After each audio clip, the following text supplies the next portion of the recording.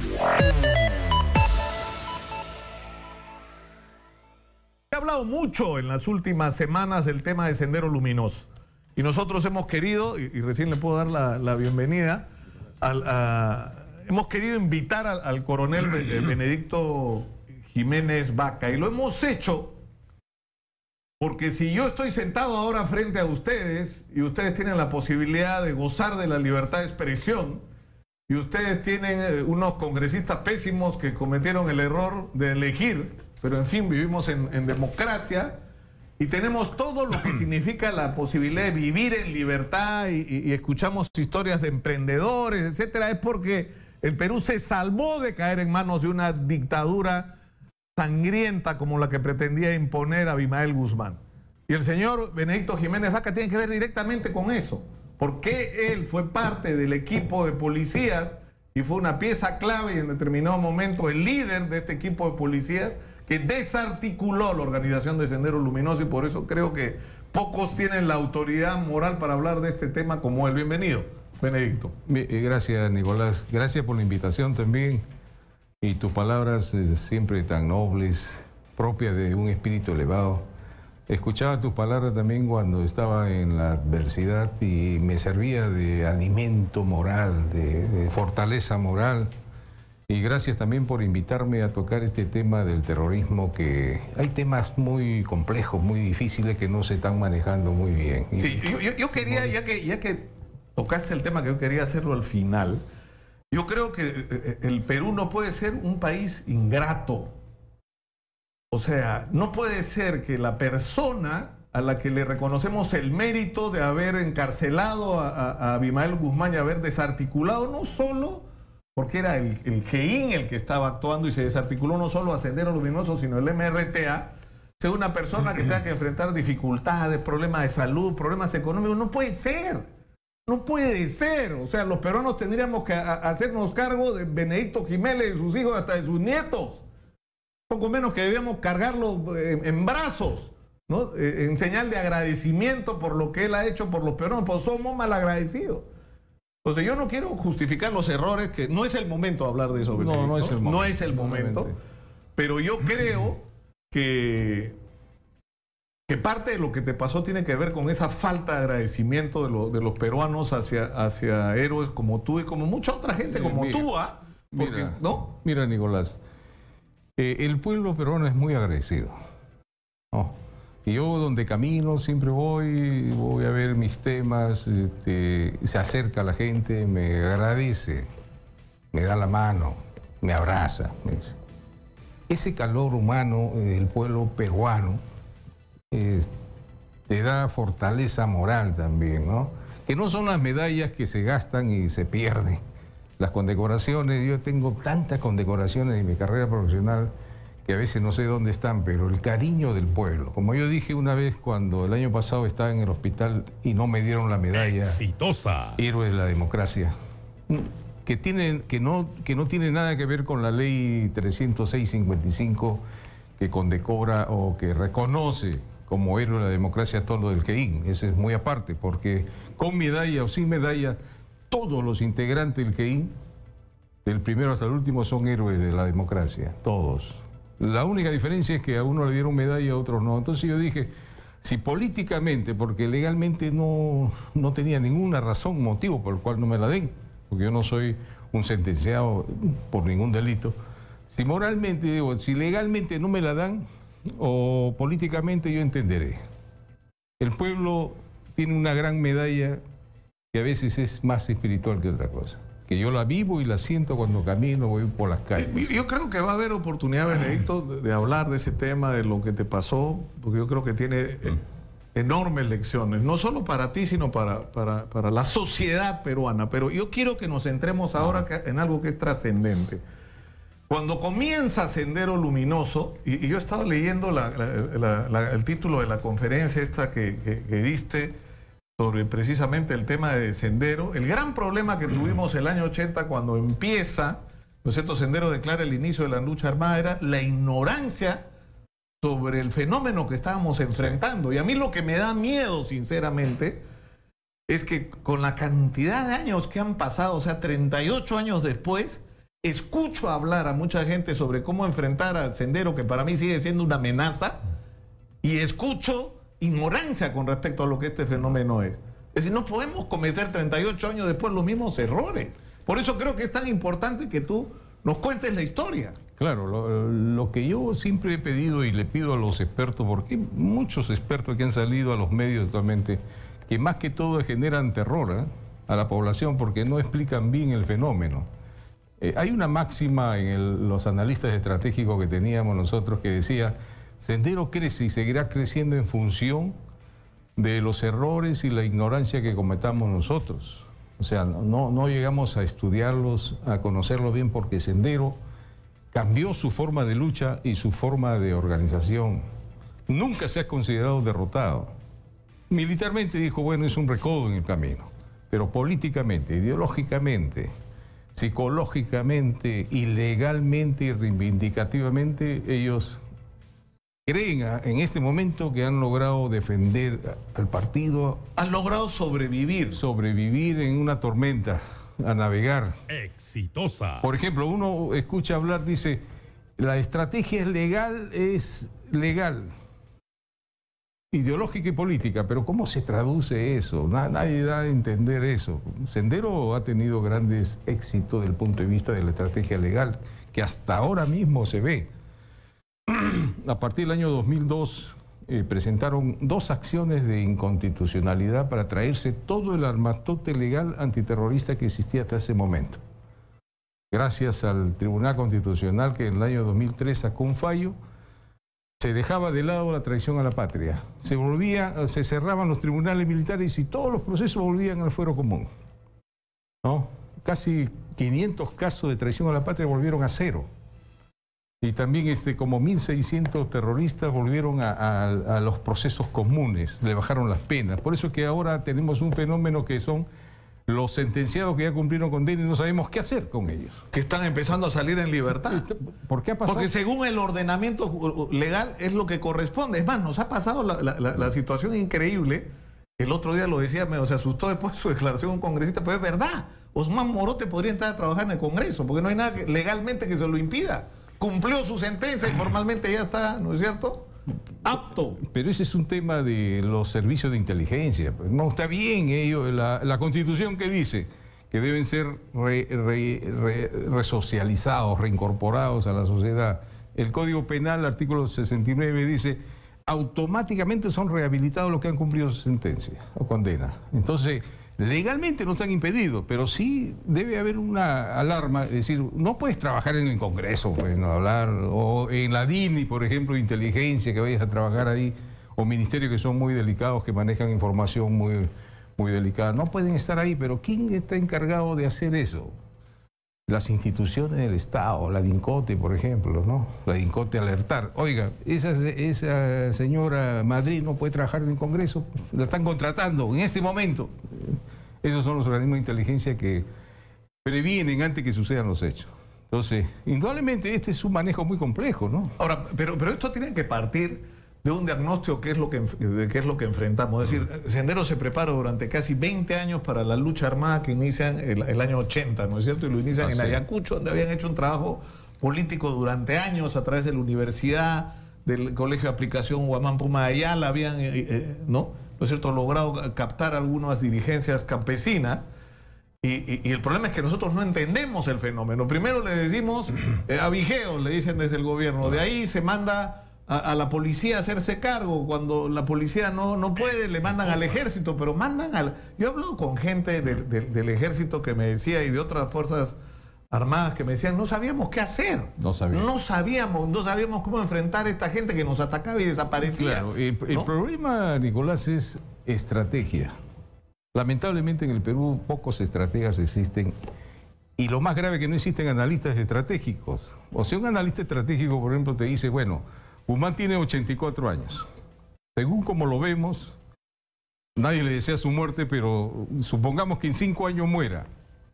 Porque ellos están hablando ahorita de la segunda reconstitución y el segundo congreso están hablando. Ese segundo congreso se va a llevar a cabo cuando muera Guzmán. El problema es quién lo va a suceder. no se ha hecho un perfil de aquellos que lo van a suceder, porque si lo sucede un sujeto que dice, mira, pateemos el tablero, olvidemos de solución política, tonterías, y reiniciemos la lucha armada. O sea, entra uno radical, y entonces eso se puede dar en 5 años. El analista estratégico estudia los escenarios futuros, de acuerdo a los factores, cómo se van presentando. Claro, pero esto que tú estás diciendo es muy importante, porque ¿qué es lo que les ha pasado a ellos? Tú dices, gracias a los errores que cometimos, esta guerra duró 20 años, ¿no es cierto? Hasta que finalmente se logró capturar a Abimael Guzmán, a la cúpula, a la mayor parte de la cúpula, y bueno, el MRTA, que era una organización de lejos menor, ¿no es cierto? Pero igual hizo daño. Pero el problema es que ellos, ante la captura de sus dirigentes muy importantes, se repliegan, ¿no es cierto? Dejan las acciones armadas para no sufrir más daño, porque también lo miran desde esa perspectiva, para salvar a su cuadro. Para salvar el partido, como yo digo. Claro, pero el partido sigue existiendo. Sigue existiendo y más fortalecido. Es decir, Sendero Luminoso sigue. Entonces dicen, ¿ahora qué hacemos? Si no podemos hacer acciones militares, vamos a meternos en el movimiento social. Exactamente, mira, esta estrategia de Sendero viene en el año 2000 más o menos. En el año 2000, por, digamos, flexibilidad del gobierno de aquel entonces, le dieron oportunidad para que ellos hagan un cónclave, el 11 de noviembre del año 2000. Y ahí acuerdan el plan que se llama Solución Política a los Problemas derivados de la Guerra, que tenía como 5 acuerdos. Uno de ellos era la Amnistía General y Reconciliación Nacional. Entonces, el otro es el cierre del penal militar de la base naval de Callao, la estrategia legal para, digamos, cuestionar el megaproceso de Guzmán, irse a los organismos internacionales para ganarle al Estado. Y le están ganando al Estado, hay como 50 procesos ahorita que están por ya definir de fondo, donde siempre le ganan al Estado. ¿Por qué? Porque tenemos malos abogados, pues. Tan mal está la defensa colectiva del Estado que siempre le gana, porque ahí en el extranjero está Mónica Feria Tinta, que es abogada, recibida en la Universidad Católica, internacionalista, y tiene un equipo de asesores y especialistas que cada demanda que llega contra el Estado le ganan. Y hay que pagarle indemnización y una serie de cosas. Entonces, esta estrategia legal, Sendero la comenta en un libro que se llama Puño y Letra. Ese libro supuestamente escrito por Abimael Guzmán, ¿no es cierto? El de Puño y Letra. Claro, que lo que no se entiende es cómo si está preso, sentenciado a cadena perpetua, puede escribir y sacar un libro, ¿no? Hay flexibilidad del sistema penitenciario, ¿no? Porque le han permitido que él saque un libro donde habla de la estrategia legal, de todos los grandes éxitos que han obtenido hasta ahora. Han puesto al Estado contra la pared. Y hasta ahora siguen denunciándolo al Estado, y el Estado tiene que pagar grandes sumas. Claro, pero eso, digamos, eso es un lado de la estrategia. O sea, la estrategia legal, el ponernos en jaque. Lo segundo es usar todos los mecanismos que le permitan la legalidad, es decir, la democracia, ¿no es cierto? ¿Y eso qué cosa supone? Eso supone, por ejemplo, el querer, por un lado, inscribir una organización política para participar en elecciones y, por lo tanto, y por el otro lado, estar presente en cuanto conflicto social aparece, ¿no? Porque hay un conflicto social, si es que ya no están antes, tratan de llegar, ¿no? Dentro de eso, del plan de solución política, también contemplan ellos la democratización del Estado peruano y las reivindicaciones, luchar por las reivindicaciones. Entonces, muchos se sorprenden, dicen, están en el SUTE, CONARE SUTE. Sí, pues, está dentro de su política de ellos las reivindicaciones.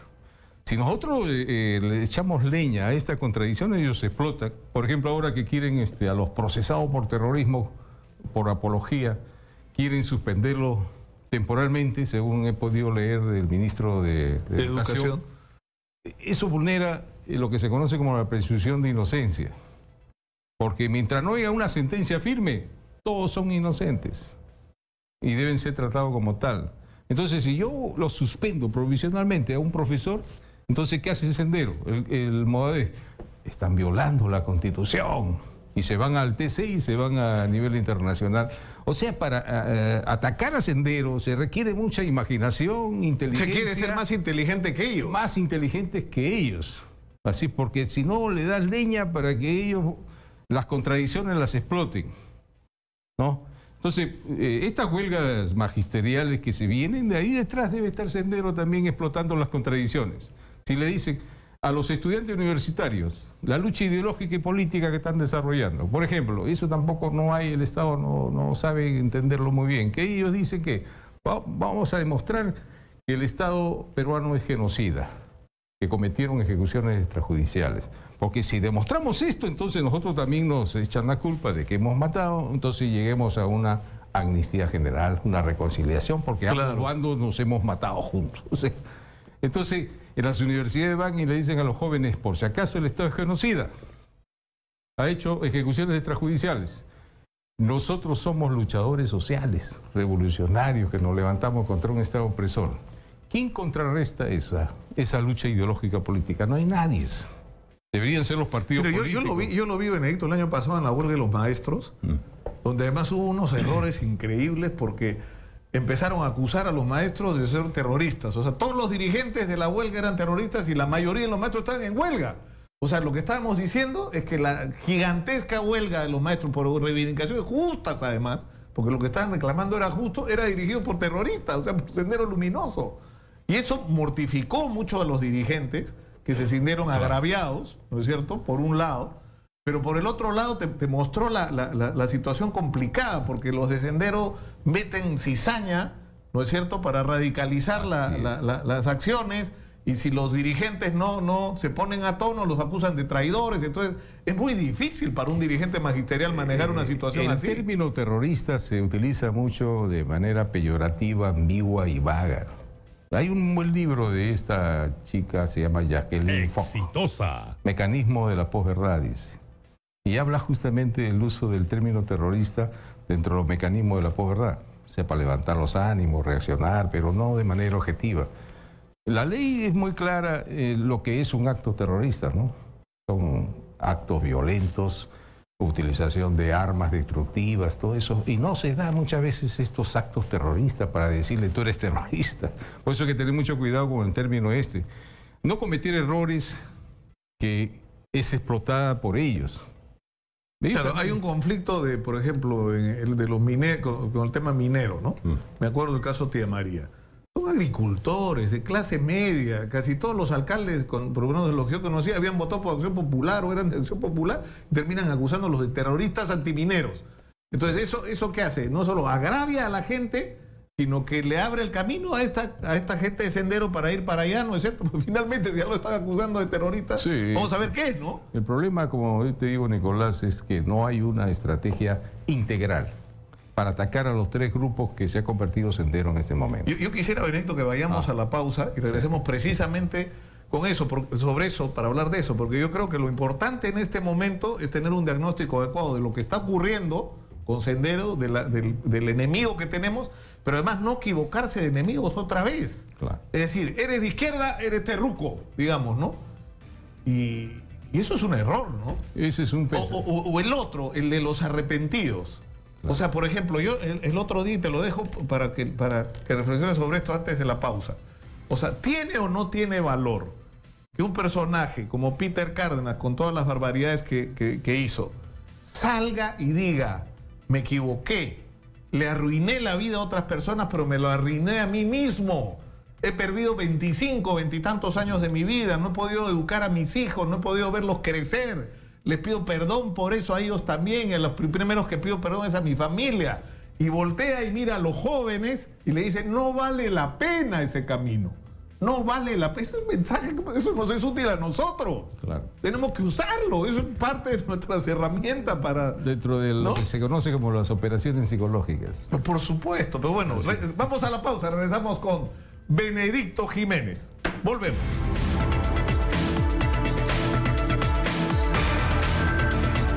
Estamos con el coronel en retiro de la Policía Nacional, Benedicto Jiménez Vaca. Él era el jefe del GEIN, la organización que permitió no solo la captura de Mimael Guzmán, sino en su momento la desarticulación de la dirección, no solo de Sendero Luminoso, sino también del MRTA. Pero antes de seguir adelante, tenemos un mensaje de nuestro auspiciador. Llegó la hora. Plaza Unicachi Este, en la mejor zona comercial de Huachipa, exactamente al lado de la nueva autopista Ramiro Prialé, en el ingreso mismo a la ciudad de Lima. Locales en preventa de 9, 16 y hasta 25 metros cuadrados que tú puedes adquirir con una mínima cuota inicial y financiado. Si quieres más información, anota los siguientes teléfonos que pueden cambiar tu vida. 468-6104, 930-645160, 973-87-1628 o visítanos en el Facebook, Plaza Unicachi Este.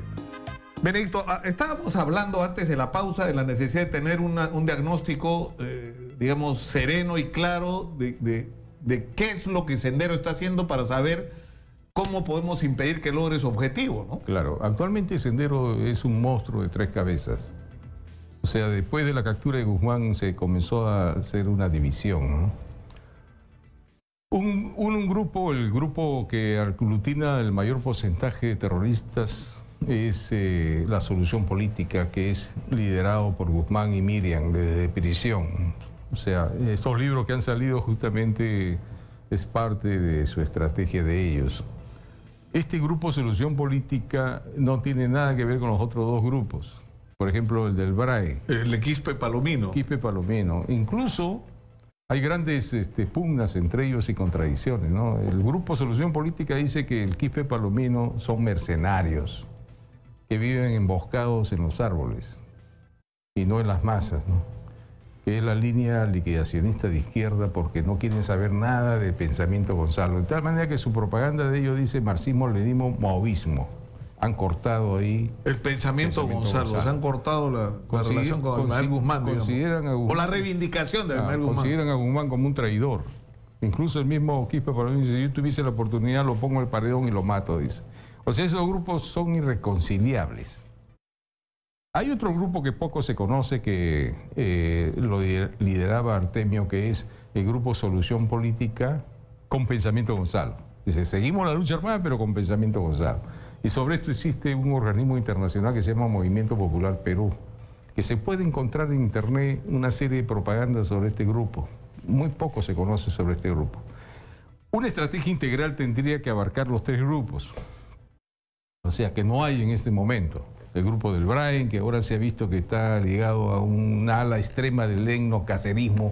Ha aparecido por ahí un camarada de Loy, creo. Claro, pero es la desesperación de romper el aislamiento, claro, ¿no? Porque sus jóvenes son sus hijos, ¿no es cierto? Los jóvenes militantes son sus hijos. Ese grupo del Brain es como un clan familiar, ¿no? Ya los pioneros crecieron, ahora tienen 18, 20 años. O sea, fíjate que han crecido esos niños y el Estado no ha hecho nada. Pareciese que ahí en el BRAE lo que falta es voluntad política y militar para acabarlos. Porque ahí hay una especie de confusión, ¿no? La primera pregunta que se hacen algunos, como Hugo Cabieses, hizo, ¿quién es el enemigo principal ahí en el BRAE? El narcotráfico. Entonces, ataquemos el narcotráfico y vas a ver que le vamos a quitar su soporte logístico a este grupo. A este grupo. Y si comienza a agarrar a los jefes de firma, que deben haber unos 10, 12 firmas ahí, el quinto te da en bandeja de plata la cabeza de Quispe Palomino. Porque ahí el narcotráfico es lo que impera, es lo que predomina. Entonces, no se ha decidido muy bien quién es el enemigo principal y el enemigo secundario. Ahora, por lo que tú dices, está claro que la organización más fuerte es la que sigue encabezando a Ismael Guzmán, que además ha tejido una red en la sociedad, en las universidades, en el magisterio, en toda ¿no es cierto? Incluso entre los jóvenes secundarios, ¿no? Sobre todo en el interior del país, sí, en los barrios. Claro, la estrategia contra este grupo debe hacerse desde el punto de vista legal, por ejemplo. Desde el punto de vista político-ideológico, porque también se da una guerra de ideas, ¿no? En la internet se está dando una guerra de ideas. Tú quieres saber sobre este grupo, entras a internet y ponen toda su propaganda. No es como antes que habías que buscar el diario y todo eso. En internet hay una guerra de ideas que no se hace. En ese sentido, el Estado no tiene una política sistemática y coherente contra este grupo.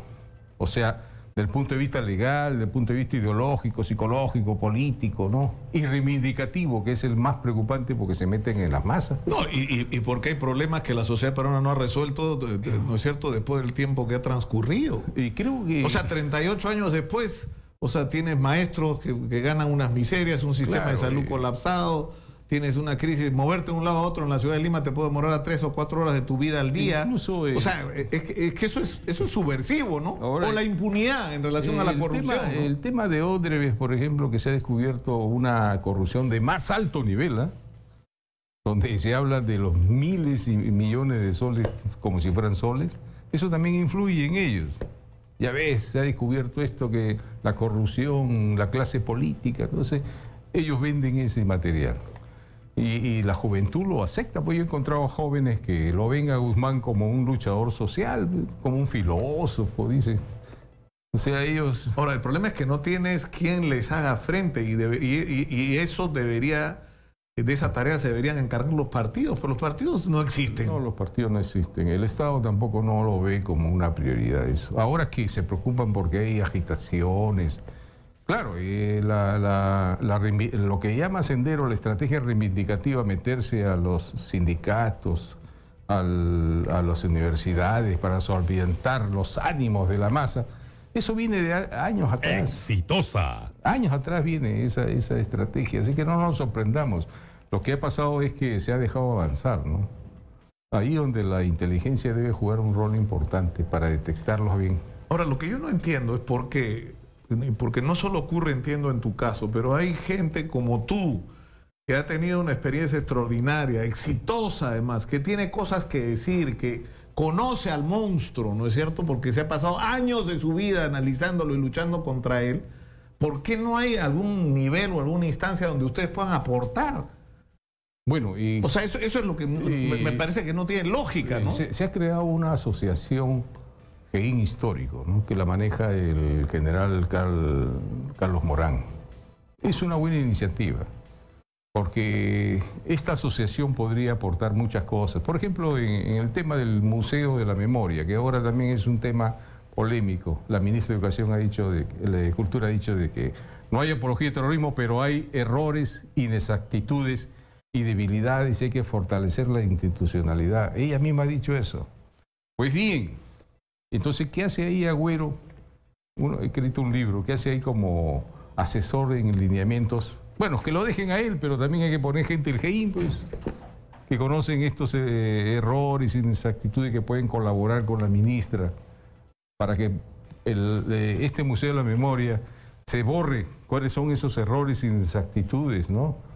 Porque eso se puede solucionar, pero conversando, dialogando, dándole las herramientas, porque la ministra de Justicia tampoco no va a solucionar el problema a ella porque ella no conoce, pues, no sabe, ¿no? Entonces, ese tema es muy importante hacerlo participar a esta gente del GEIN, ¿no? Que están ahí, muchos están retirados, que pueden servir como asesores. Ahora, en resumen, porque quisiera que terminemos por hoy, pero yo te quiero comprometer, Benedicto, a que tengamos una relación fluida, o sea, que tú vengas cada cierto tiempo que tú dispongas para hablar de temas específicos sobre cómo enfrentar el asunto. O sea, por ejemplo, agarramos un día el tema de cómo manejamos lo de los arrepentidos, o cómo manejamos el tema del Estado moral en las Fuerzas Armadas y en alguna gente de la policía que 30 años después siguen sujetos a procesos, ¿no? O sea, hay montones de temas sobre los que hablar, o sobre cómo enfrentar el intento de Sendero de meterse en los movimientos sociales. O sea, nos da para ahora. Por eso lo que yo te propongo es que agarremos cada tema y una vez a la semana, cuando tú tengas tiempo, vayamos, digamos, ayudando de alguna manera a aclarar las cosas. Pero yo quiero terminar el día de hoy con una interrogante que yo creo que es clara. Que yo lo he dicho el otro día por las cosas que he leído, que tú has escrito, por lo que yo percibo además, porque desde mi lado también he tenido cierta experiencia como periodista que es totalmente distinta a la tuya. Pero yo lo que siento es que esta gente de Abimael Guzmán sigue existiendo como partido político, sienten que han logrado sobrevivir a la derrota militar y a la captura de su dirección y se están preparando para el momento en que ellos consideren oportuno que puedan regresar a la lucha armada. Bueno, por eso ellos hablan del segundo Congreso y la segunda reconstitución. La segunda reconstitución empieza desde la captura de Guzmán y la primera se da desde la década del 60 hasta el Lila. Esa es la primera reconstitución que está en el libro Memoria de Némesis. Desde Némesis, Memoria que sacaba Guzmán. Parece que ese libro es la primera parte. Deben estar trabajando la segunda parte del libro, que es del año 80 hasta el año 2000. Pero ahora con mucho cuidado, porque Sendero se cuida con la ley de apología del terrorismo que ha salido última, que agrava las penas y comprende también ya el libro. Ahora van a tener más cuidado, porque incluso la propaganda de Sendero última que ha salido el 5 de mayo, colocaron unas banderolas con color celeste que decía "Viva Mars", marxismo-leninismo, maoísmo, la gente se equivocó un poco y dijo, bueno, ¿y qué grupo es este? Entonces, como la ley de apología de terrorismo, ellos no quieren, enmascaran su publicidad porque le quitan Pensamiento Gonzalo. Porque si le colocan Pensamiento Gonzalo, le aplica la ley de apología. Entonces, su propaganda última, el 5 de mayo, por el nacimiento de Marx, es marxismo-leninismo, maoísmo, nada más. Pero son el grupo Solución Política. Ahora, yo quiero comprometerte por un lado y terminar ahí hoy. Alguna gente en las redes, yo sabía que iba a pasar, ¿no? Me dice, pregúntale por el tema Orellana, ¿no es cierto? Yo creo que eso también es un tema. Es un tema en dos sentidos. Yo lo he dicho públicamente, yo considero que eso no estuvo bien, pero yo he puesto eso en contexto. Eso se verá en su momento oportuno porque todavía no hay acusación, no hay proceso. O sea, yo tengo la conciencia tranquila de que voy a saber demostrar mi inocencia. Esa es mi mejor fortaleza y mi creencia. Ahora, pero tú sientes que te equivocaste y que hay alguna gente a la que tendrías que pedirle perdón. Mira, yo considero que esa respuesta te la voy a dar más adelante. Este tema no quisiera tocarlo. No, de acuerdo. Okay. Yo respeto absolutamente tu decisión por quien eres, Benedicto Jiménez. Gracias, muy amable. Por quien eres. Muchas gracias, Benedicto, por estar con nosotros. Quedamos comprometidos, ¿ah? Gracias. Ya que el Estado peruano no lo quiere, el consultor lo tendremos nosotros a Benedicto Jiménez acá en Exitosa. Álvaro Tapia está en el Estadio Nacional. Adelante, por favor, Álvaro. ¿Qué pasa con las entradas para el partido con Escocia? Gracias. Información en vivo desde el Estadio Nacional, donde la selección peruana viene entrenando para el partido amistoso que se jugará mañana 29 de mayo, frente a la escuadra de Escocia, de cara al Mundial de Rusia 2018. Los 11 elegidos por Ricardo el Tigre Gareca son Carlos Cáceda en la portería, quien suplirá a Pedro Galese, quien se encuentra con una lesión en el hombro. También estarán Luis Advíncula, Cristian Ramos, Alberto El Mudo Rodríguez, Miguel Trauco, Yosimar Yotún, Renato Tapia, André Carrillo, Edison El Oreja Flores, Cristian Cueva, quien estará en condición de número 10, y Jefferson Farfán, quien reemplazará a Paolo Guerrero. En el Coloso José Díaz hay un ambiente cálido a pesar del día nublado de la capital limeña. Podemos apreciar a los jugadores, tanto titulares como suplentes, con un gran optimismo, así como también al director técnico de la selección peruana, quien se encuentra sereno, informó Álvaro Tapia para Exitosa. Muchas gracias, Álvaro. Yo sé que este tema por el asunto Orellana, pero no hay que perder la perspectiva del significado que tiene para la historia del Perú Benedicto Jiménez. Ese hombre ya es parte de la historia del Perú. Yo creo que se equivocó en este asunto. Yo creo que hay gente, y lo he dicho públicamente, a la que él le debe una disculpa. No sé si ya lo hizo o no, él en su momento hablará sobre eso. Pero yo quiero que ustedes piensen por un momento sobre las circunstancias que ha vivido Benedicto Jiménez, un héroe de la lucha contra el terrorismo en el Perú, ¿no es cierto? Por cuyo trabajo hoy disfrutamos todos, porque vivimos en paz y somos tan malagradecidos como sociedad que lo hemos expuesto a lo que vivió. Y no lo estoy justificando, pero lo hemos expuesto a lo que vivió, porque una persona que ha hecho lo que ha hecho por el Perú, Benedicto Jiménez, no debería tener ningún problema económico por el resto de su vida. Por el resto de su vida, y no solamente eso, debería ser consultor del Estado peruano y debería estar en el lugar de la memoria hablando por lo menos una vez a la semana a los jóvenes y debería ir a las universidades y debería ser un personaje al que todos los peruanos tendríamos que escuchar. Pero lamentablemente no somos así, pues. No somos así, nos ha pasado con el CENEP y nos pasa con todo. Yo creo que eso es algo que hay que cambiar, ¿no? O sea, muchas gracias, Benedicto, por sacarnos encima de Mel Guzmán y nos olvidamos de él al día siguiente. Eso tiene que cambiar para ser una sociedad moderna y sobre todo agradecida.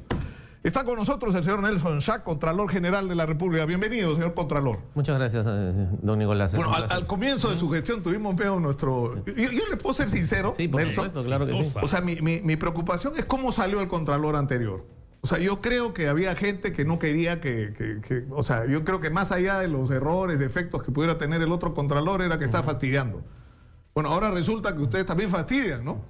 Y eso me parece bien, claro, porque finalmente de eso se trata, ¿no?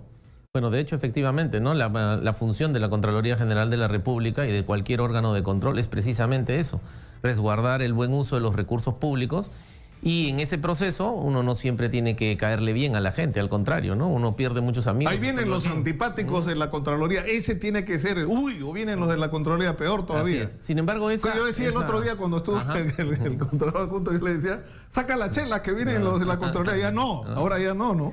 No, pero de hecho, como yo había mencionado desde cuando me eligieron, ¿no? Y aprovecho para darle un saludo también a todos sus radioescuchas y a sus televidentes. Nadie tiene por qué temerle a la Contraloría en el sentido más estricto, ¿no? Hay que respetarla. Bueno, a menos que no estés haciendo las cosas correctamente. Los funcionarios públicos, honestos, que hay muchos, no tienen por qué temerle a la Contraloría, sino que más bien aquellos funcionarios públicos deshonestos, que los hay, ellos sí tendrían que tenerle pavor. Lo que ha venido sucediendo es que la Contraloría y en general el Sistema Nacional de Control en el Perú ha tenido bastante poca eficacia, ¿no? Porque ha estado esencialmente centrado en el tema de la sanción. Una sanción en la cual no siempre podemos llegarla a efectivizar, porque como usted sabe, el sistema de control termina evacuando el informe y procesando administrativamente a los funcionarios, pero la sanción civil y penal no está a cargo del sistema de control, sino está a cargo del sistema de justicia. Claro, o sea, que tú constatas que ha habido irregularidades y la pasas a otro organismo que ya verás si castiga o no. El problema es que no impediste que ocurriera lo que ocurrió. Precisamente o sea, por eso. ¿Cómo era que decían que la Contraloría era como el médico legista? Se murió. ¿No? Era más o menos, nos robaron. Ya, pero la idea no es que constates que nos robaron, sino que impidas que nos roben. Es por eso de que ahora, con el nuevo modelo de control que estamos desplegando, ¿no? A raíz inicialmente del proceso de reconstrucción con cambios, pero aquí a partir de ahora ya lo estamos a partir de la nueva ley desplegando a nivel nacional, tenemos un enfoque de control mucho más preventivo, ¿no?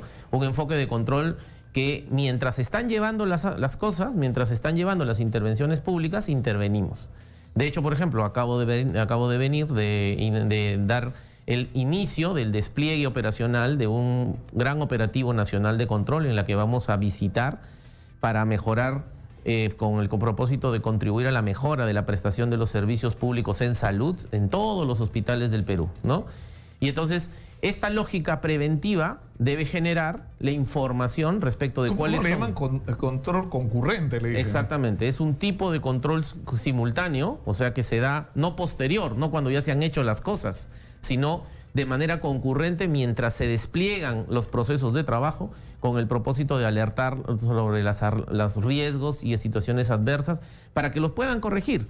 De hecho, en la práctica, eso es lo que hemos hecho con el proceso de reconstrucción con cambios, ¿no? Entonces, este modelo que empezó para ese propósito ha tenido tan buenos resultados, ha sido tan costo efectivo, porque como tú dices, se ha logrado impedir que se produzca la inconducta funcional y la corrupción.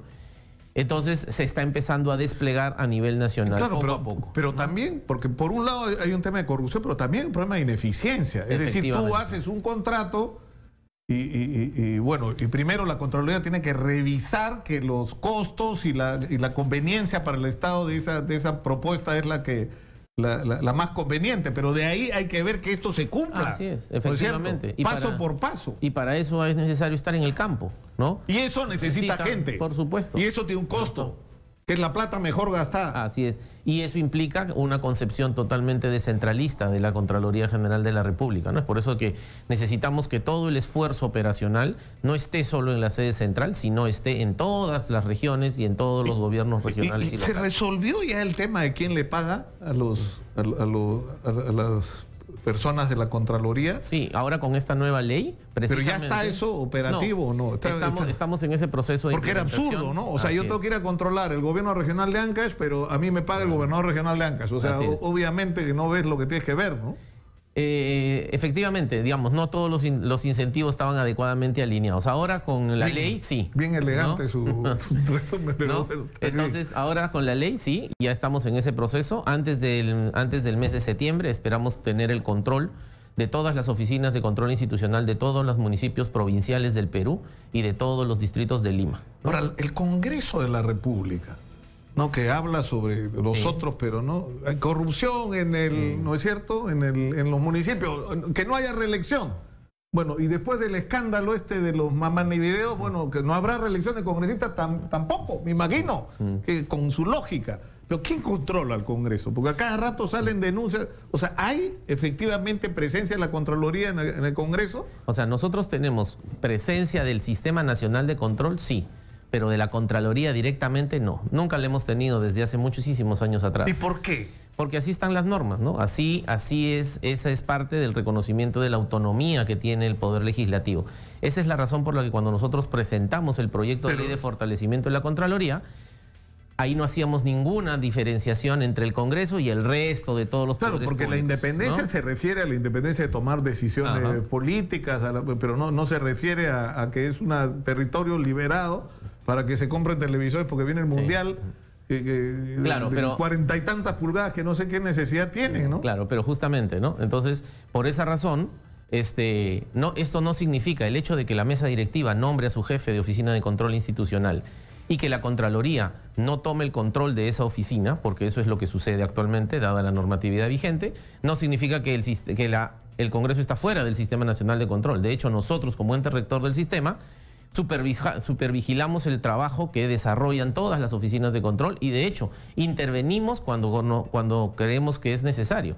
Por ejemplo, ahora, frente a todas las denuncias y la información que ha sido propagada en los medios de comunicación, inmediatamente dispusimos la acreditación de una comisión de control para ver qué es lo que está pasando con lo que usted mismo menciona, que es el tema de los televisores, los frigobares, etcétera. No, pero un punto, si me permite, sí, ahí, que yo creo que es muy importante que la comunidad lo comprenda, es que nosotros no analizamos la conveniencia o inconveniencia, la oportunidad de que si está cerca el Mundial, no está cerca el Mundial.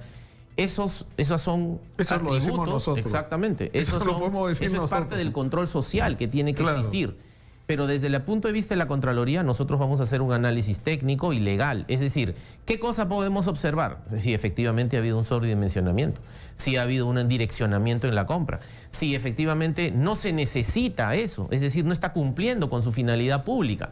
Entonces, y de eso ya hemos acreditado una acción de control y tenemos programado para el segundo semestre hacer una auditoría ya mucho más extensa y profunda de todos y cada uno de los procesos de contratación de bienes, servicios y obras que ha hecho el Congreso en los 2 últimos ejercicios, al igual que lo hemos hecho en los anteriores. Pero es una pesadilla la chamba de ustedes, ¿no? Porque yo ayer que chequeaba los programas periodísticos, por todos lados hay denuncias, ¿no? Siempre hay denuncias. Y desde un proveedor de flores del Congreso, que proveedor, si es una casa, ¿cómo va a ser proveedor de flores? No es una florería.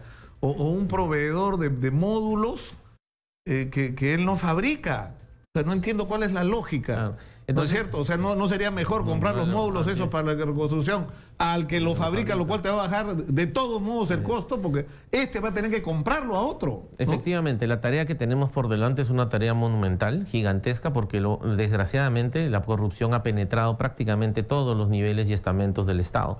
Precisamente por eso necesitamos 2 cosas: tener capacidad operacional, es decir, no es posible que a nivel de los gobiernos locales y sobre todo de los gobiernos locales provinciales no existan oficinas de control, y no existen. De las casi 196, casi 200 municipios provinciales que hay en nuestro país, provinciales me refiero, ni siquiera distritales. Distritales, ¿no? Ya ni hablar. Ya ni hablar. Pero 1/3 no tienen oficina, no existe el control en 1/3. Y de los 2/3 restantes, en la mitad, no hay jefe de OSI nombrado por la Contraloría. Pero aún así, el equipo que hace las auditorías, todos son pagados y puestos por la entidad. Entonces, a quien van a auditar. Entonces, ese ha sido uno de los grandes logros de esta ley, que nos permite ampliar la capacidad y la responsabilidad administrativa y la vinculación administrativa, de todas las personas que van a estar en las oficinas de control. Yo le pediría que ya que hemos logrado que venga usted acá, hasta Chorrillos, robarle unos minutos más para ir a la pausa, sí, claro que y regresar para hablar precisamente sobre esto, sobre lo que usted está llamando la atención. Es decir, que uno estaba acostumbrado a escuchar al Contralor, en el mejor de los casos, decir: hemos descubierto que nos han robado 10.000 millones de soles. Bueno, ¿ya qué hacemos, hermanito? Nos robaron. O sea, lo que nos gusta escuchar más bien es: hemos impedido perder, no sé, 1.000 millones de soles con estas acciones que hemos hecho. ¿No es cierto? O sea, es otra cosa, ¿no es cierto? No, porque ahí ya no hay nada que hacer, ya que ir a juicio. La idea es evitar que pase, ¿no? De eso quisiera hablar en relación a la experiencia que ustedes están teniendo ahorita en la reconstrucción. Vamos a la pausa, volvemos con Nelson Schack, Contralor General de la República.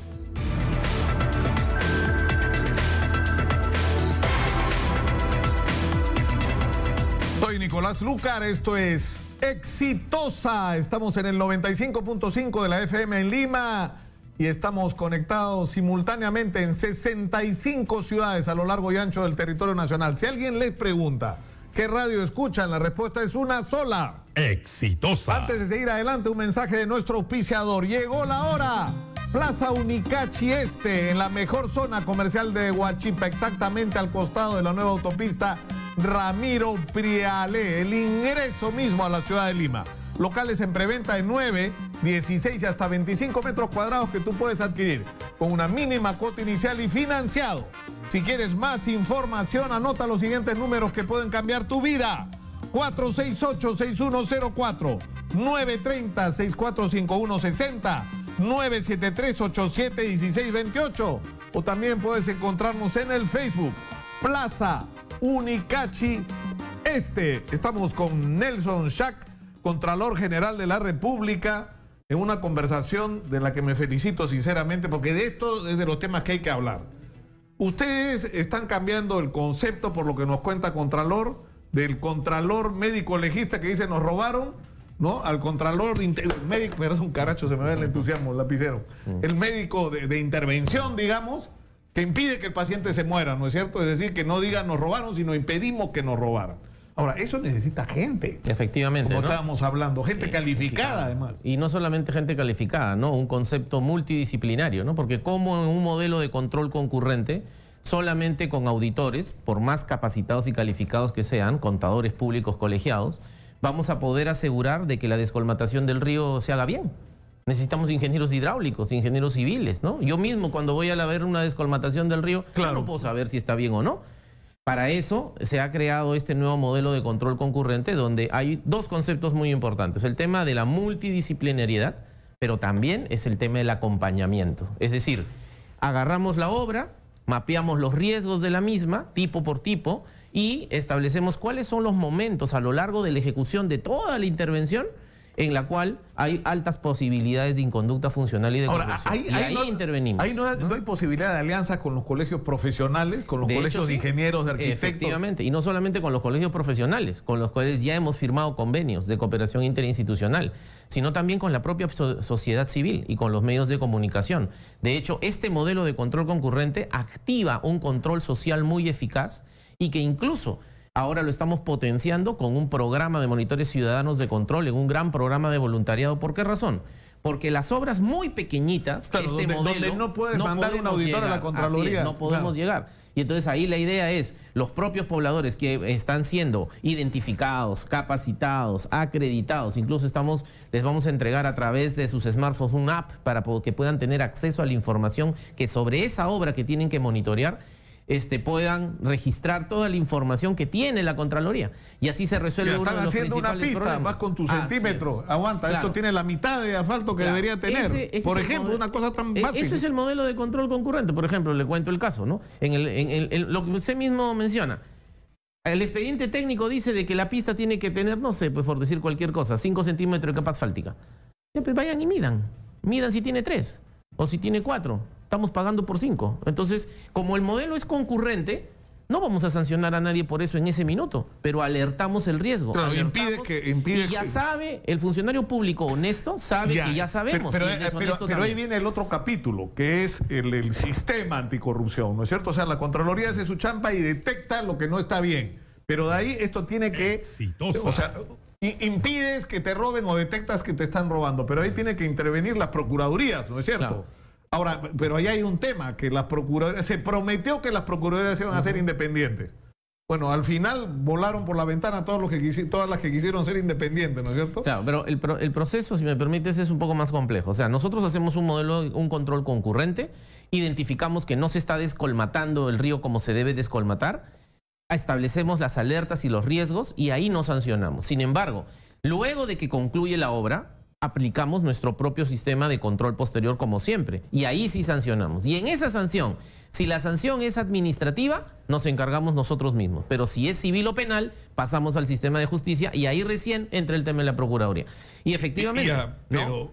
Cuando tú dices... Porque el conflicto que se presenta es que ¿a quién defiende la Procuraduría? cuando en muchos casos de lo que se trata es de funcionarios que están involucrados en que las cosas no se hayan hecho como se deberían hacer. Efectivamente, ¿no? En el caso que la Procuraduría defienda al Estado de un tercero, ahí no hay gran problema, pero cuando lo defiende de una persona que está dentro del Estado, un funcionario público, digamos presuntamente corrupto, sí, pues ahí se revela la necesidad de esa mayor independencia que debería tener. De hecho, nosotros ahora... Usted lo que dice es que habría que independizar esa función de la Procuraduría que tiene que ver con la defensa del Estado contra sus propios funcionarios en el caso que esto ocurra por corrupción. Porque así como yo lo veo, aunque yo no soy abogado evidentemente, pero de lo que me doy cuenta, de lo que he visto, de cómo funciona, efectivamente no hay grandes problemas entre la Procuraduría que defiende al Estado de un tercero o de un privado, sino que la mayor complejidad está en las Procuradurías anticorrupción, estas Procuradurías ad hoc, ¿no? Que tienen mandato supranacional, en el cual se necesita pues que haya una mayor independencia, ¿no? ¿Y por qué no es posible que la Contraloría esté asociada de alguna manera a una Procuraduría anticorrupción? Bueno, porque eso haría incluso todo más fluido. Bueno, porque tienes la información inmediatamente que detectas intervienes. De hecho, una de las cosas que nosotros estamos haciendo, hemos firmado una serie de convenios de cooperación interinstitucional y tenemos una fluida relación con la Procuraduría Anticorrupción. En múltiples oportunidades yo me he reunido con el procurador Amado Enco y también con los ministros de Justicia con el propósito de darles el acceso lo más fácil posible a toda nuestra información.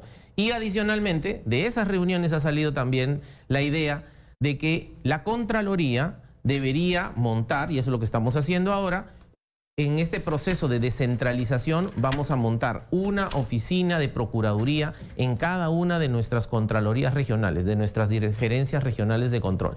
¿Para qué? Para que estos abogados especializados como procuradores puedan darle el impulso procesal a todas las carpetas de control y a todos los casos que nosotros tenemos en las fiscalías, para que puedan agilizar. Pero esa puede ser una solución práctica y razonable, ¿no es cierto? Que la Procuraduría Anticorrupción, es decir, aquella función de los procuradores que no tiene que ver con defender el interés del Estado contra un tercero, sino contra sus propios funcionarios, sea, en primer lugar, independiente de la política y en segundo lugar, asociada a la Contraloría. Sí, efectivamente. Eso sería lo que habría que hacer. Alternativa, sí. No sé si eso será exactamente lo que habría que hacer, pero claramente por ahí va, digamos, podría alinear los incentivos y mejorar el desempeño del sistema anticorrupción en general. Ahora, ¿cómo? En esta experiencia que ustedes están teniendo en la reconstrucción, ¿qué es lo que han encontrado? Bueno, precisamente el hecho de desplegar este modelo de control concurrente permite no solamente sancionar, pues siempre vamos a sancionar, sino permite evitar que pase. Siempre en toda política pública prevenir es mejor que curar. Y en esa lógica, en este modelo de control concurrente, por ejemplo, ¿qué es lo que podemos apreciar? Como estamos en campo, con el personal técnico calificado, podemos ver si hay incumplimientos o no contractuales por parte de los contratistas, si están haciendo bien o no su trabajo, si los supervisores están haciendo bien o no su trabajo. Pero además podemos apreciar, porque nuestros equipos no van solos tampoco, los mandamos con ciencia y con tecnología. Por ejemplo, los mandamos en el caso de la reconstrucción con cambios, en el caso de la descolmatación de un río, van con una estación de control total, se enlazan al satélite y rehacen la topografía del cauce. Y los mando con dron. Y entonces pueden hacer fotogrametría. Con toda esa información científica, se sientan de manera transparente con el ejecutor y con el contratista. Y le dice, a ver, ¿qué cosa has descolmatado? Mire, hemos descolmatado tantas toneladas, tantos cubos, tantas toneladas métricas de sedimento. No, eso es imposible. Porque el expediente técnico o la ficha originaria tiene unas cuotas. Nosotros tenemos nuestra propia topografía que acabamos de levantar, restas y dices, no, estarás descontando aire.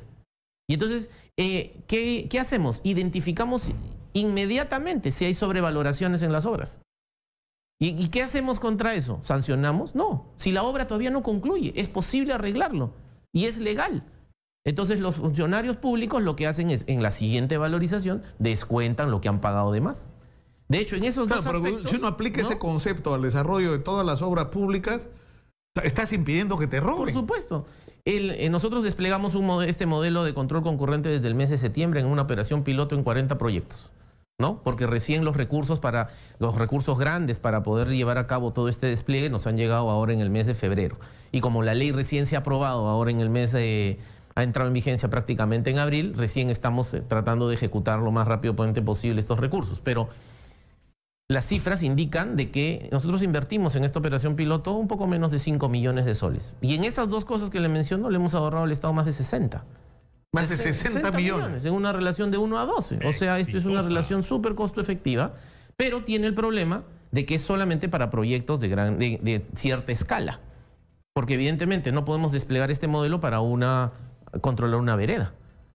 Claro, la vereda va a salir bien, sin pero ahí corrupción. es donde intervienen... Exactamente, ahí interviene este programa de control social que hemos denominado Monitores Ciudadanos de Control. Pero si me permites, esta lógica del modelo de control concurrente responde en realidad a un nuevo enfoque del modelo de control. Es por eso de que no solamente estamos haciendo esto, sino que, por ejemplo, parte de la lógica preventiva es estos operativos nacionales de control que hemos ya iniciado. Antes existían en la Contraloría, los hemos repotenciado. No todo lo que había en la Contraloría estaba mal. Ahí las cosas, como siempre, han estado algunas cosas mal que se están corrigiendo, otras cosas que estaban muy mal que se han eliminado, pero hay cosas buenas que hay que rescatarlas. Por ejemplo, este tema de los operativos, que lo hemos fortalecido, he cambiado un poco el diseño, pero lo que hacen es advierten preventivamente, ya no sobre el tema de la inconducta funcional de la corrupción, sino sobre la ineficiencia, sobre la real calidad en la prestación de los bienes y servicios públicos, que es lo que más le interesa al ciudadano. Es por eso de que al principio de año hicimos el operativo del buen inicio de año escolar. Acabamos de desplegar ahora mismo, yo he venido del Hospital María Auxiliadora, de poder iniciar el despliegue por una mejor calidad, por una salud de calidad para los ciudadanos. Estamos prácticamente dispuesto que, digámoslo así coloquialmente, paralizado la Contraloría durante esta semana, porque hay 1000 funcionarios de la Contraloría a nivel nacional que se están desplegando para hacer visitas de control en todos y cada uno de los hospitales y van a estar durante toda la semana. Médicos, ingenieros, obviamente auditores, contadores, economistas, para ver el distinto espectro de variables y de dimensiones del proceso de prestación del servicio. Claro, entonces vamos a generar información para mejorar el proceso de toma de decisiones. Yo lo he escuchado a usted decir, acá te puedo perdonar que metas la pata, pero no que metas la mano. Y eso tiene que ver con las funciones de la Contraloría. Es decir, no solo se trata de detectar inmoralidades, sino ineficiencias. Así es. ¿No es cierto? Así es. Y efectivamente, ¿no? Esa frase que no es propia mía, sino es de un viejo amigo mío, que efectivamente... lo que está haciendo ahora con la Contraloría con este proceso de control concurrente es un acompañamiento. O sea, alertamos los riesgos para que oportunamente el ejecutor se dé cuenta y tome las medidas correctivas y se puedan mitigar. Evidentemente, si luego de estas advertencias termina el proceso de control concurrente, en el caso que tú mencionas, si efectivamente han hecho mal la obra de pavimentación, y ha habido una sobrevaloración o le han pagado de más al contratista por los trabajos que en realidad no ha hecho, y obviamente, y eso no solamente está mal, ese es un delito, termina el modelo de control concurrente, tendremos ya toda la información, y eso es lo más importante. En este modelo, la Contraloría se vuelve un asesor externo especializado que transparenta la información, porque todos nuestros informes a las 48 horas de haber sido notificados se publican en la web. Y entonces todos los medios de comunicación y la ciudadanía se entera de lo que estamos encontrando. Si evidentemente eso no alinea los incentivos para que los funcionarios tomen las medidas correctivas que sean necesarias, luego termina, aplicas el modelo de control posterior y postulas las sanciones administrativas, civiles y penales que correspondan. Ahora, causa mucho impacto cuando en un contexto en el cual el gobierno central está hablando de austeridad, de evitar los alquileres cuando podrías hacer uso de otras instalaciones para los locales públicos, o de la contratación de consultorías que podrían ser realizadas por funcionarios del propio aparato del Estado. A la gente le resulta irritante información como que se gaste 84.000 soles en el Congreso para flores, ¿no? Digamos, es bonito que haya flores, pero digamos... tampoco es que nos sobra la plata, ¿no? Sí, efectivamente, ¿no? Pero hay que ser conscientes de que cuando la Contraloría interviene y ejecuta sus acciones y sus servicios de control, digamos, nosotros no nos podemos pronunciar porque no nos corresponde. Además sería demasiado subjetivo, ¿no? De acuerdo. Pronunciarnos sobre la conveniencia, inconveniencia, la sensatez, insensatez. No, nosotros trabajamos sobre la base de los parámetros técnicos y legales, ¿no? ¿Eso qué quiere decir? Que efectivamente todo gasto público tiene que cumplir una finalidad pública. Si no hay razonabilidad ni proporcionalidad en el cumplimiento de esa finalidad, ese gasto está mal hecho y por tanto es pasible de ser sancionado administrativamente, ¿no? Ahora, en muchísimos de estos casos lo que ocurre son esta perversión de la tercerización. O sea, que tú contratas para que te dé un servicio a alguien que en realidad no lo presta y al final lo contrata a un tercero. Claro, pero... ¿no? Que es un sistema... Así es, pero es un sistema que es legal, ¿no? O sea, al momento de que uno hace una contratación, puede, si es que así lo establecen los términos y las bases de ese contrato, puede hacer una subcontratación a su vez. Pero lo importante ahí, y eso es lo que debe perseguir el Estado, es que el bien o servicio se preste adecuadamente.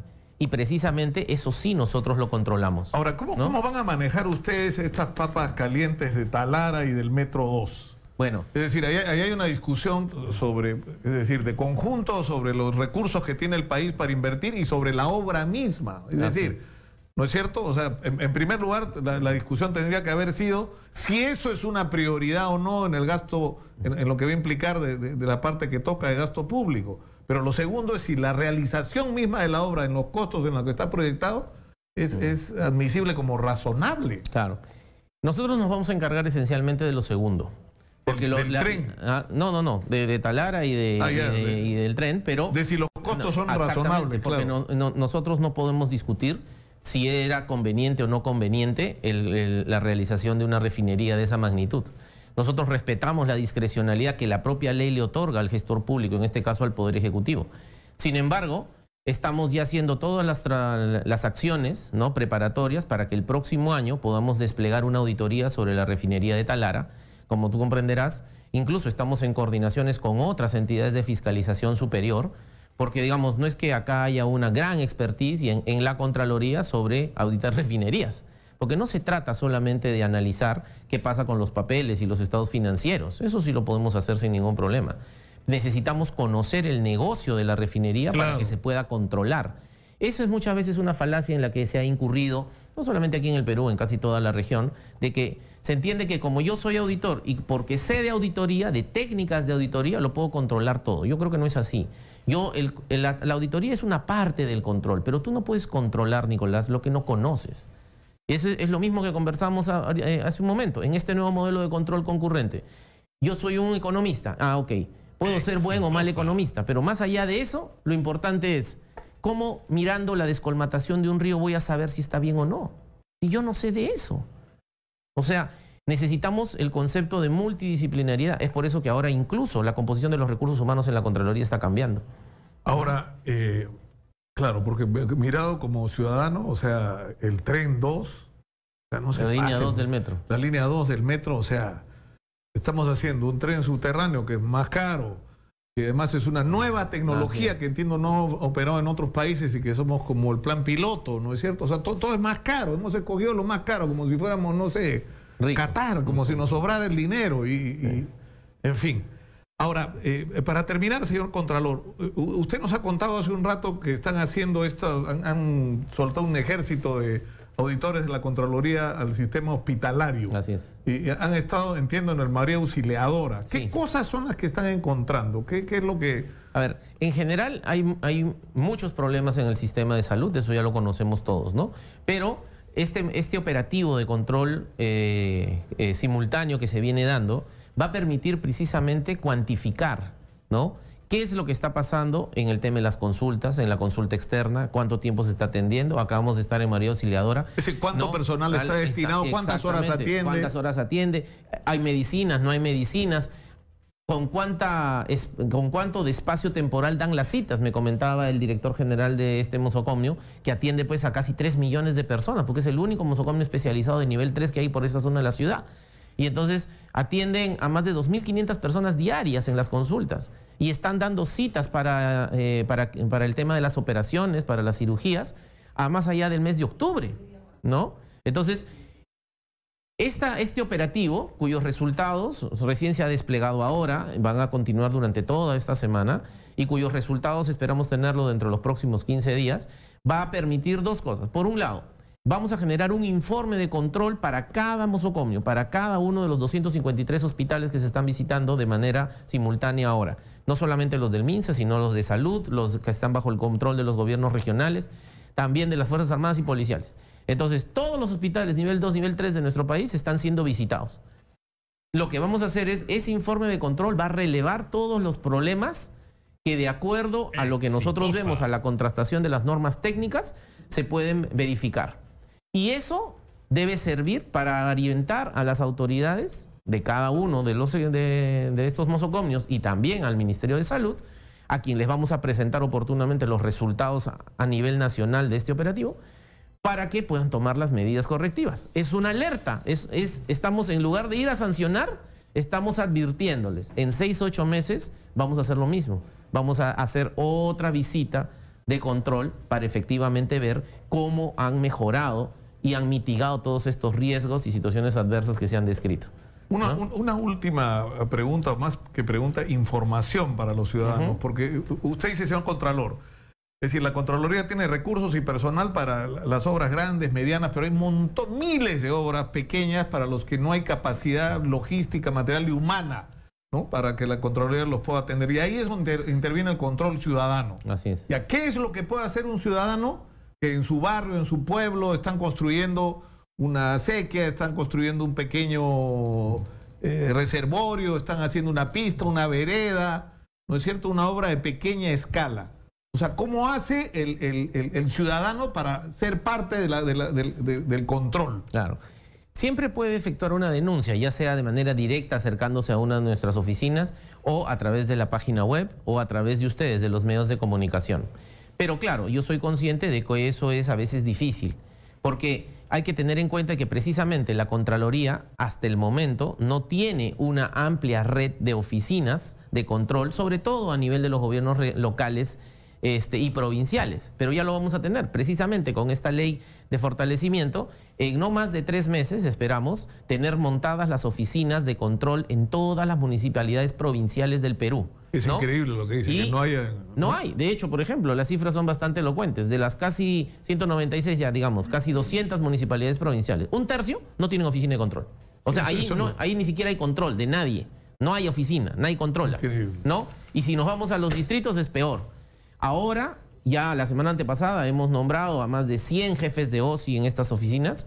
En los siguientes meses vamos a destinar, ya quiero que haya en cada municipio un ingeniero, un abogado y un par de contadores pagados de la Contraloría, funcionarios de la Contraloría, y con eso vamos a tener capacidad operativa de despliegue ahí in situ.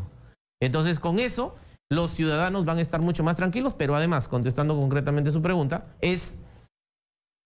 vamos a desplegar a nivel nacional en unos 3 meses más, creo yo, el programa de monitores ciudadanos de control. Entonces, esas personas que quieren realmente servir a su comunidad, los invito a que sean parte del programa de voluntariado de la Contraloría. Los vamos a acreditar, los vamos a capacitar ahí in situ para que nos ayuden a controlar esas pequeñas obras. Y finalmente, si me permite, quiero anunciar de que en esta nueva lógica del modelo de control que busca más bien prevenir antes que lamentar, vamos a continuar con estos operativos de control. De hecho, el siguiente que se viene está relacionado al tema de los programas sociales. Vamos a también hacer otro vinculado al tema de seguridad ciudadana. ¿Qué está pasando con las comisarías? ¿Cómo funcionan las comisarías?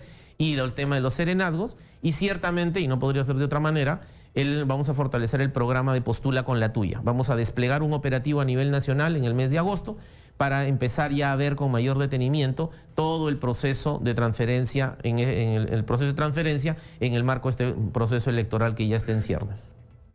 Muchas gracias a Nelson Schack, Contralor General de la República, por estar con nosotros. Ha sido ampliamente ilustrativa esta entrevista, creo yo. No sé, me imagino que la gente que nos ha seguido piensa lo mismo. Ahora, somos desconfiados en el Perú, hemos perdido la fe. Yo creo que hay que recuperarla, ¿no? Se pueden hacer las cosas bien. También se pueden hacer las cosas bien. Si llegamos al Mundial después de 36 años, podemos cambiarlo todo. Dios mío, todo. Muchas gracias, señor Contralor. Vamos a la pausa, regresamos con más. Esto es Exitosa. Volvemos.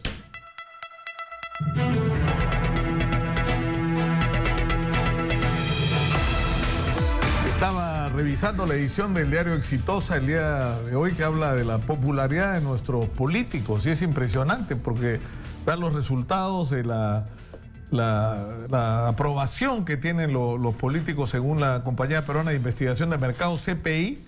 Keiko ha pasado de 31.3 que tenía en febrero a 17.6. Kenji, su hermano, tenía 33.9, ahora está en 8.6. Alberto Fujimori, que tenía 29.6, ahora tiene 17.6. Alan García, que ya estaba abajo con 6.4, cae más, tiene 5.2. Castañeda Locio tenía 31%, pese a que no habla sobre nada, 24.8. Y Verónica Mendoza, que tenía 29.5, ha bajado a 17.4. Ollantumala está en 4% y Nadine Heredia en 2.2. Es una cosa impresionante, pero no hay uno solo que suba, ¿no? No hay ni uno. Todo se cae, todo se derrumban. ¿Ah? Y esto debería ser tomado pues seriamente como una llamada de... Mira, hasta Julio Guzmán pasa de 26.7 a 25.4. Todos se caen. ¿No? Miren, hay uno que sube, uno solo, Alfredo Barnechea, que pasa de 20.9 a 21.5. ¿Ah? Es el único que sube en relación a febrero. Pero en fin, antes de seguir adelante, una mención de nuestro auspiciador. Llegó la hora, Plaza Unicachi Este, en la mejor zona comercial de Huachipa. Locales en preventa de 9.16 y hasta 25 metros cuadrados que tú puedes adquirir con una cómoda cuota inicial y financiado. Si quieres mayor información, anota los siguientes números telefónicos que pueden cambiar tu vida. 468-6104, 930-645160, 973-87-1628 o visítanos en el Facebook, Plaza Unicachi Este. Está con nosotros la congresista y ex ministra Ana María Choquehuanca, miembro de Peruanos por el Cambio. Hola, Nicolás, buenos días. Muy buenos días. ¿Dice que van a cambiar el nombre al partido o no? No. ¿Ah? Le van a cambiar la K por una C, dice, ¿no? Pero sería PPC, sería, ¿no? Esperemos a ver qué pasa después. Todavía no. ¿Qué pasa con PPK? No. A ver si esto es cierto. Ahora, Meche Arauz ha desenterrado el hacha de la guerra, como decían antes, si es que alguna vez la enterró, ¿no? Y ha dicho que el vacador no puede ser presidente del Consejo de Ministros. Se declaró la guerra a César Villanueva. ¿Qué está pasando? Bueno, Meche tiene el derecho de emitir sus propias opiniones y esta es una de ellas, ¿no? Entonces, muy respetable también porque esa es su posición y una posición clara y frontal, ¿no? O sea, no es nada que no es se novedad. maneje. No es nada que se maneje, digamos, detrás y que se suelte de repente a un medio, por ahí, no. Ella es muy frontal en eso, esa es su posición y hay que respetarla, ¿no? Ahora, pero ¿qué implicancias tiene? O sea, por ejemplo, ¿qué va a pasar dentro de Peruanos por el Cambio? O sea, por ejemplo, ¿no? O sea, el presidente de la República ha renunciado a su cargo en medio de una serie de graves denuncias para impedir una vacancia que podía ocurrir, ¿no es cierto? ¿El partido cómo enfrenta este asunto? Pero el partido está haciendo una indagación interna. El miembro del partido, Pedro Pablo Kuczynski, por más alto cargo que tenga, está sometido a disciplina. Nicolás, yo no participo en las situaciones del partido al interno, porque no soy militante. Yo fui invitada por el partido Peruanos por el Cambio para conformar la lista, o sea, expresamente por el presidente Kuczynski que armaba las listas en ese entonces. Pero al margen de ello, yo quiero también relacionar lo comentado anteriormente. Si bien es cierto, pueden haber dentro, incluso de toda la bancada, opiniones discrepantes o no, nuestra relación con el Ejecutivo no es cordial, es respetuosa, hasta este momento, y yo creo que de aquí hasta el 2021, porque tenemos que tener madurez política y aparte que nosotros lo asumimos así y nosotros estamos convencidos, ¿quién no lo está dentro en el Perú? Yo no sé. Hay personas, hay congresistas incluso que han manifestado que no es así, que dónde está la bancada oficialista. Oye, pero yo quiero recordarles que nosotros hemos llegado a hacer gobierno hasta el 2021 con una plancha presidencial que contemplaba muchas situaciones que podían generarse en el camino. Se generó una de estas y ahora el primer vicepresidente es el presidente que en la primera reunión cuando conversamos él manifestó y dijo son estilos de gobierno. Es cierto, él tiene su propio estilo de gobierno y el presidente Kuczynski tenía su propio estilo de gobierno. Son estilos diferentes, pero cuyos objetivos son los mismos porque están basados en un plan de gobierno. Ahora, la relación que nosotros tenemos es, dicen, él no tiene bancada, él no, ¿y ahora qué va a hacer? Él está solo, él no está solo, él tiene una bancada. Y una bancada que ha sido ratificada en el compromiso que nosotros hemos asumido en las 3 reuniones que se han mantenido con el presidente. Hemos tenido también una reunión con el premier hace bastante tiempo, cuando recién entraron a gobernar, cuando él entró como premier, Y nosotros hemos conversado abiertamente. O sea, si es que en este momento, digamos, hay muchos problemas, como ese que acabas de manifestar, Nicolás, el de la clase política, que nos afecta, a mí, en lo personal me afecta, porque yo vengo de un sector privado que apuesta por mejorar esa clase política en el país, por generar cambios en la clase política en el país, y que en verdad no sé si sentimos frustración por no haberlo logrado, que cuando uno recibe un encargo dentro del Ejecutivo, en el Legislativo, quiere hacer las cosas bien. Estamos tratando de atender a las autoridades. Pero ¿cuál es tu balance personal? Yo te he conocido cuando tú eras una representante, peleadora, una fighter, como dicen los gringos, de la micro, pequeña empresa, y siempre estaba y sigo peleando pegando por eso, ¿no es cierto? Y sigo peleando por mis causas. Cuando he estado en el Legislativo, yo tengo muchos, y eso también es algo que hay que llamar la atención al Congreso. Ahí sí, más bien.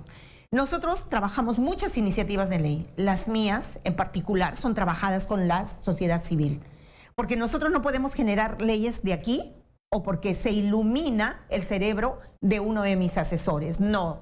Las leyes en el Perú son miles y miles y miles que no sirven porque son hechas en despachos congresales de pronto. Entonces las mías son hechas ya.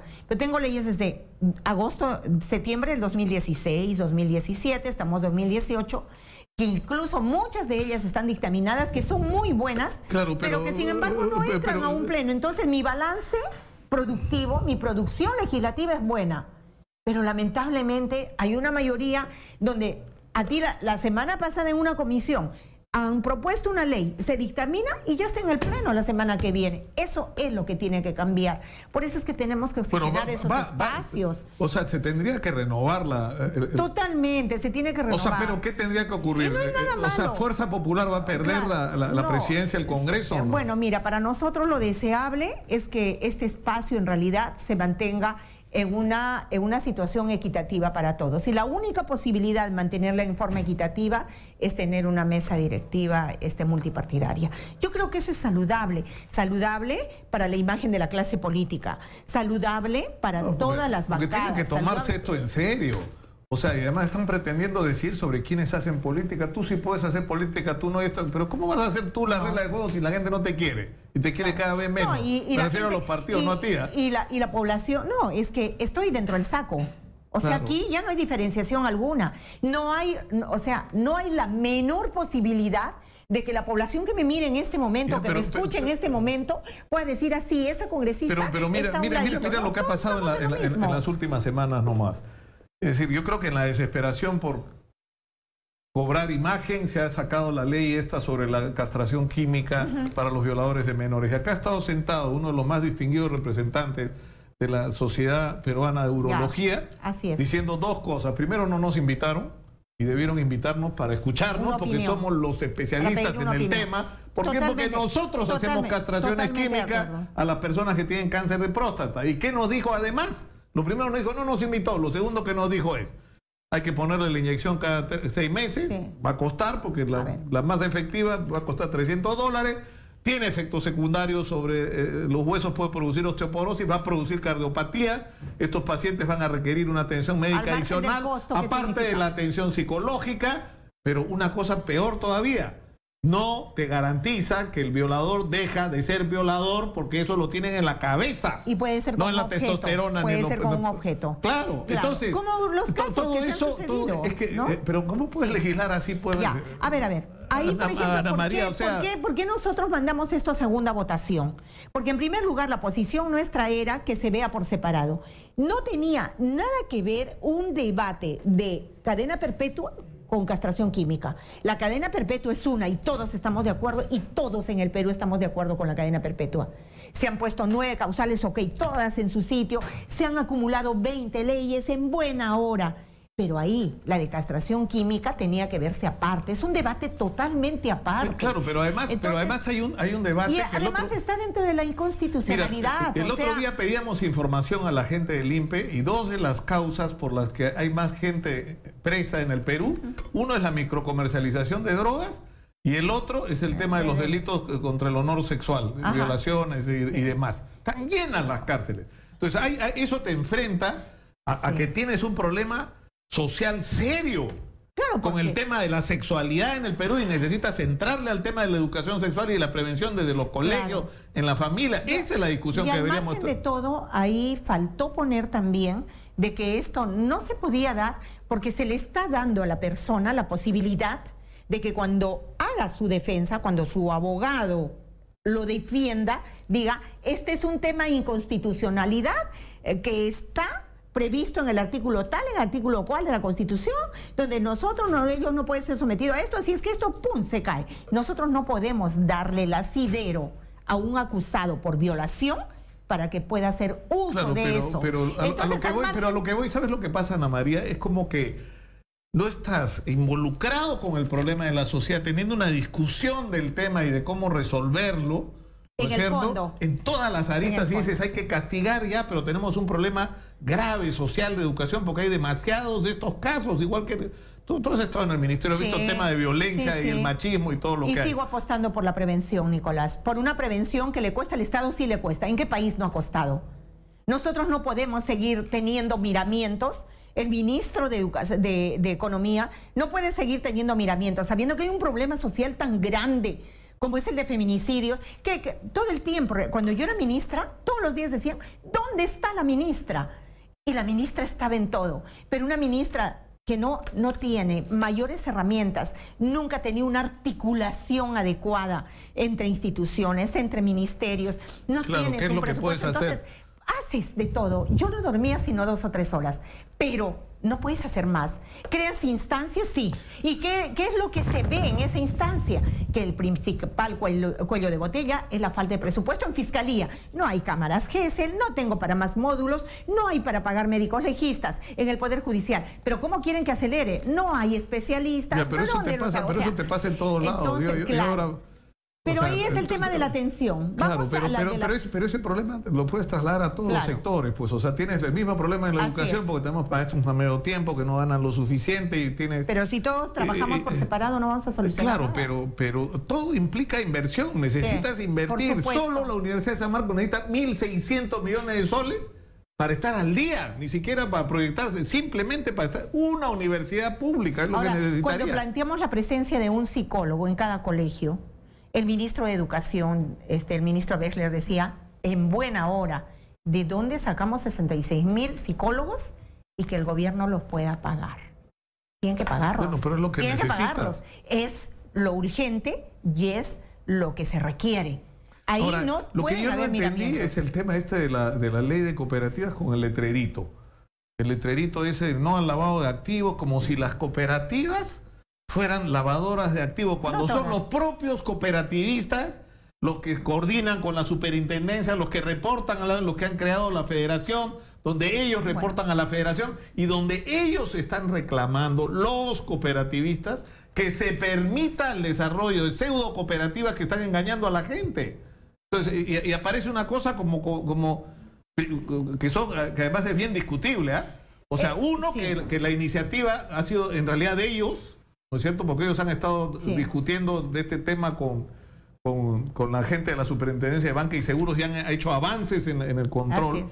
Pero además, en segundo lugar, no es cierto que el problema del lavado de activos sea principalmente en las cooperativas, ¿ah? Pero sí, en muchas, y el sistema bancario, y el sistema bancario, o sea, ¿por qué no sale Mecha Arauz con su letrero sobre el lavado de activos en los bancos? Ahí lo único claro es algo que debe ocurrir en el país.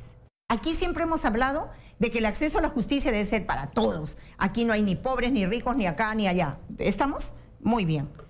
La supervisión de la banca, de la Superintendencia de Banca y Seguros, también es para todos los que mueven dinero en el país, para todas las entidades financieras. Yo conozco muy bien el desenvolvimiento de las ETPIMES, las de desarrollo para la pyme, las cajas municipales, todas están supervisadas. Entonces ahí, por ejemplo, no es tan cierto que los bancos quieren ellos son los que van a atentar contra los chiquitos. Acá no hay chiquitos ni grandes. Aquí el chiquito y el grande tienen que saber administrar bien, con transparencia, para que sus supervisiones sean buenas. Y simplemente ahí, que sus encajes estén donde deben estar y que cuando hay algún problema con esta cooperativa, el dinero esté ahí para responder ante terceros que Claro, somos pero los todos accionistas, esos ¿no? procedimientos existen en las cooperativas formales, en las que están en la federación, Sí. que reportan a la Pero son superintendencia, que de tienen una 600 oficina y en la tantas superintendencia. El problema son las 651. otras. Pero por eso a mí me ha parecido malicioso, hasta agresivo, y el tufillo que le deja a uno es que hay alguien que está preocupado porque las cooperativas le están dando dinero, están invirtiendo dinero en hipotecas más baratas, están invirtiendo dinero de los propios ahorristas para beneficio de los ahorristas. O sea, anda como tú eres pequeña empresaria, conoces el mundo, anda a que te presten plata en un banco como pequeña empresaria, a ver si te prestan. Y yo era presidenta de la Cámara PYME y tengo algunos reportes porque establecieron rankings y hay unas cooperativas que no deberían llamarse cooperativas, sino agiotistas. Son agiotistas. No digamos, las cooperativas te prestan a menos y su interés. No, eso es mentira. Así como hay bancos usureros, porque los bancos no tienen alma. Mi padre decía eso. Cuando él empezó con la empresa, yo me acuerdo, hará 20 años de esto, en un CADE, después de escuchar una disertación, me dijo, hija, lo único que te tiene que quedar clarísimo es que los bancos no tienen alma. Y eso es verdad. Entonces, a los bancos, a las entidades financieras, hay que tratarlos como debe ser, en igualdad de condiciones. Para mí, la supervisión es para todos. Aquí es igual. Por eso yo ponía como ejemplo el acceso a la justicia. Es para todos, correcto. La supervisión también para todos. Las formas pueden ser distintas, pero el fondo es que la SBS ha sido creada para esto y eso se tiene que cumplir en el país. Bueno, yo te agradezco mucho. ¿Viste el reportaje ese que salió ayer de Cuarto Poder? Que 2 semanas que le están dando con palo al tema. Que es bien preocupante, ¿no? Porque es la relación de funcionarios que fueron, digamos, estuvieron complicados en todo el mal uso de la OMPE para torcer resultados electorales, y que tienen ahora acceso a la OMPE en horarios no permitidos y que están asesorando al presidente de este partido. ¿Cómo es que se llama el partido del señor Luna? No me acuerdo. De Luna Gálvez. Sí, bueno. Pero ahí hay que hacer ajustes también, ¿no es cierto? En todo, hay que hacer ajustes en todo y creo que es tiempo aún. Yo pienso que es tiempo aún. Me hablabas de un balance, Nicolás. Nosotros tenemos que tener producción legislativa, pero al margen de ello también la tarea de control y fiscalización, que es una función primordial de los congresistas, hay que llevarla a cabo, hay que cumplirla. Hay que cumplir la cabalidad, no hay que dormir para cumplirla. Porque ahí la clase política mejoraría esa imagen que tiene ahora, que tenemos, me incluyo porque todos estamos ahí. Claro, pero eso pasa, Ana María, porque si tú ves las imágenes de Kenji, de Bienvenido y de Bocángel, para afuera.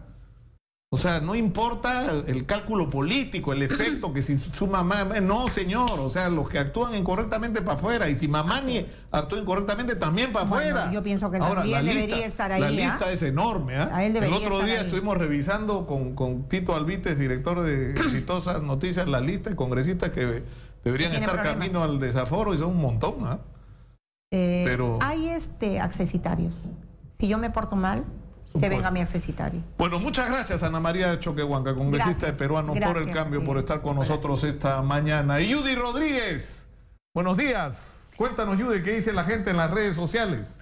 Buenos días, Nicolás, y buenos días a toda nuestra audiencia. Vamos a revisar rápidamente las opiniones en nuestras redes sociales por la pregunta exitosa que tiene que ver con funcionarios de la OMPE, ¿no? Sam Alejandro nos dice, obvio, si no, ¿cómo se salvó el APRA el año pasado y se bajaron al moradito? Dice, cuando comenzó a liderar las encuestas. Voten por quien quieran, pero limitar arbitrariamente nuestras opciones es delito, señala Sam Alejandro. Por otro lado, Dora Maruja Quispe dice, no creo, a esas alturas cualquiera puede decir algo sin pruebas, que investiguen sobre la denuncia, ¿no?, de una ahora exfuncionaria de OMPE. Fernando Cáceres dice que se investigue quién es esa exfuncionaria, qué cargo tenía, por qué salió de la OMPE, qué pruebas tiene para su afirmación. Puede ser que la votaron por ineficiente y en venganza hace esa afirmación. Hay gente que es echada de su trabajo y por venganza difama, amenaza y hasta incendia su excentro laboral, dice Cáceres. Por otro lado, del Águila Ana dice, tanto para investigar en todos los fueros,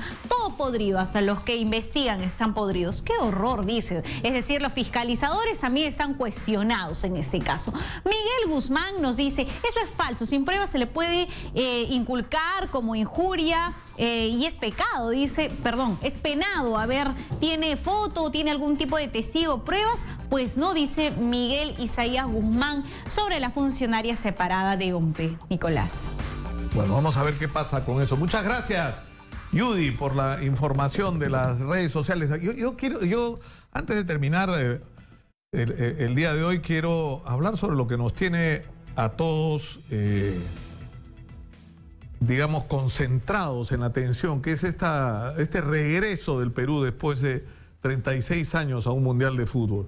Por supuesto que todos queremos que Paolo Guerrero esté en el Mundial. Todo indica que las esperanzas no están completamente perdidas. Habría que esperar, entiendo, hasta el día viernes, que todavía hay plazo para una respuesta definitiva.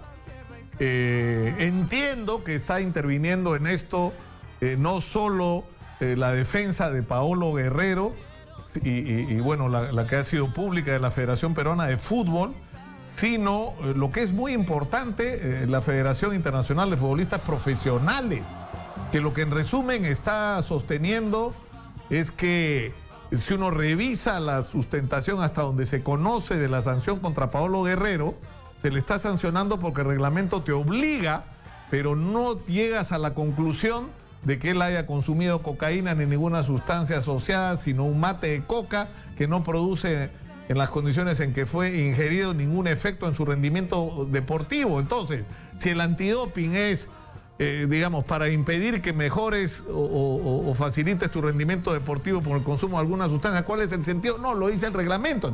Obviamente hay que cambiar el reglamento. Eso abre un contexto en el cual yo creo que todas las esperanzas no están perdidas. Obviamente que esto requeriría una concertación con la UADA y con el propio tribunal arbitral del deporte, ¿no es cierto? Pero yo creo que hay que esperar. Pero creo, por otro lado, que los chicos, nuestros seleccionados, están con todo, ¿no? Están con el espíritu de ir a pelear y poner lo mejor de ellos y de alguna manera recoger ese espíritu que de alguna manera en todos estos meses tan intensos que hemos vivido de clasificación transmitía y enarbolaba Paolo Guerrero. Yo creo que si Paolo Guerrero no logra estar físicamente en la cancha, su espíritu combativo, su espíritu